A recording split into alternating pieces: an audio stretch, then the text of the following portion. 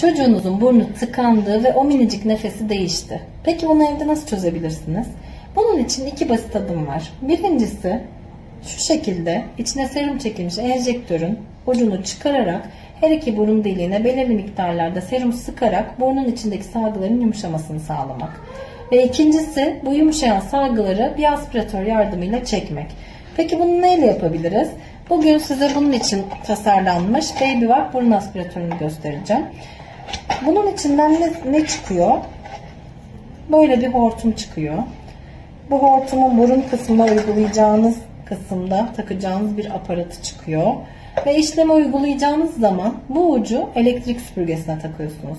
Evet, elektrik süpürgesi ama korkmanıza gerek yok. Çünkü Babyvac bunu elektrik süpürgesinin emiş gücünü optimize edecek şekilde tasarlamış. Ve taktıktan sonra her iki burun deliğine 3 ila 5 saniye kadar tutmanız ve buraya gelenleri görmeniz yeterli olacaktır. Çocuğunuzun burnu tıkalı kalırsa sadece nefesi değil, uykusu, beslenmesi, hatta akciğer sağlığı bile bozulur. Ben bir çocuk göğüs hastalıkları uzmanı olarak her gün burun tıkanıklığının solunum yolunu nasıl etkilediğini tekrar görüyorum maalesef.